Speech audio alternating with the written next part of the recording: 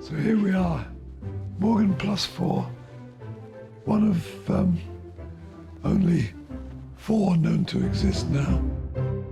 In Durham, it's time for John McDonald's rare 1954 Morgan to find new country lanes to travel down. It's a coupe model, and most of them were stripped down and had touring coach work put on. And as far as I'm aware, there are only 3 that are actually capable of running. It's very rare.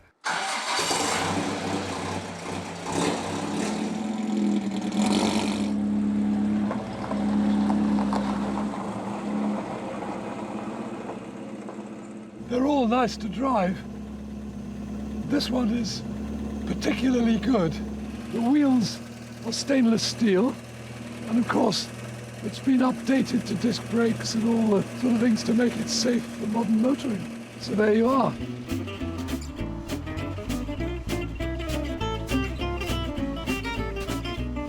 They're also beautifully balanced. They're superbly designed to do the job as a sports car. I fell in love with them from a very early age.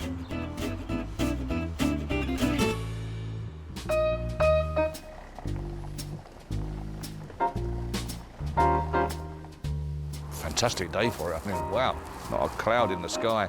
If you're going to pick up an open-top car, today's the day. There's never going to be a better day. Are you on your own again? I am. Derek's arrived in Durham to load up the rare 54 Morgan Coupe. But owner John McDonald has hidden treasure.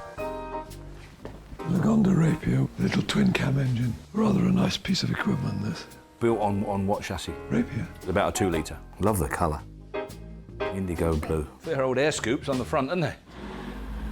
Sounds well. Great, isn't it? John and his wife Jennifer's +4 Coupe was rare to start with.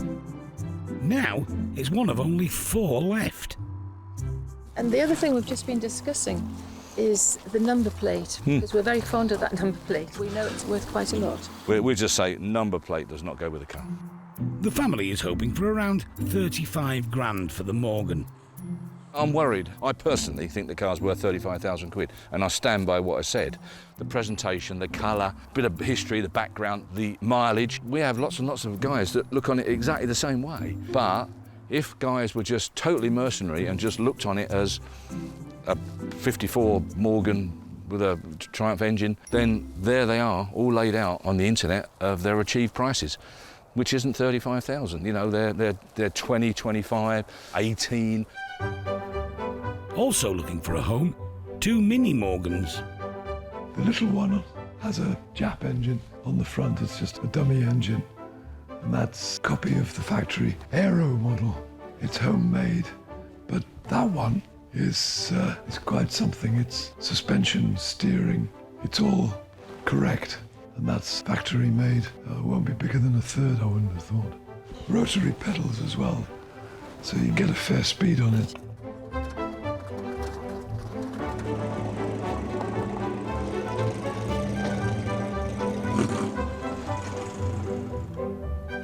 Still can't quite make my mind up where I'm going to put them, but I think I'll probably have one on the back of the trailer, one on the front, I think. Good to see you. And Yeah, take care. I'll keep you informed.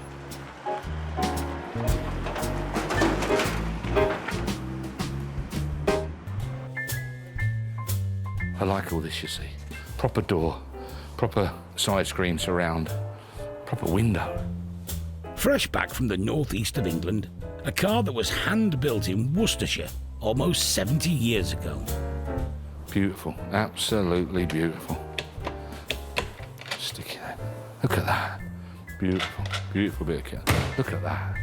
John McDonald's Morgan +4 Coupe in indigo blue has got Derek in a state of bliss for a brand that he's not normally keen on. This car, just something else. I just love it to bits. Look at that. Look how beautiful that is now. Look at the finish on the bulkhead and such like. I mean, what a car. TR4 engine, bags of power, little touches, look. Just lovely, isn't it?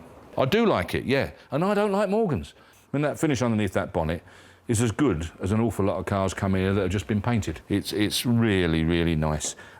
Now, who can't fail to be impressed with that? If you're not impressed with that, there's something wrong with you want looking at. Look at this.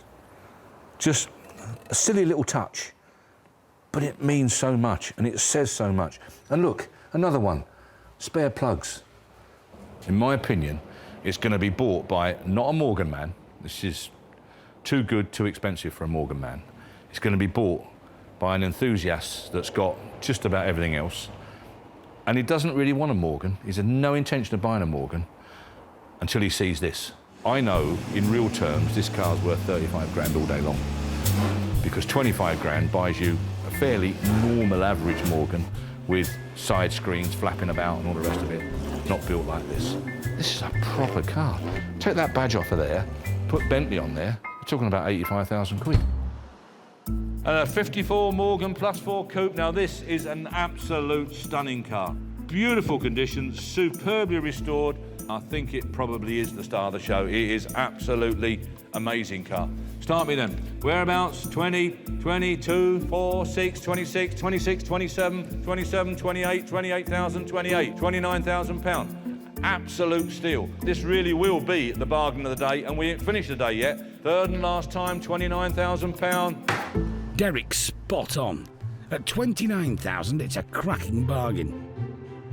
A few days later, the Morgan is heading for a new life in the East Midlands. If it can get past a field of admirers. If I was walking down the street and it was nothing to do with me, I'd stop and look all around it. Jim Edwards will have plenty more chance to look at it. It's heading for his garage.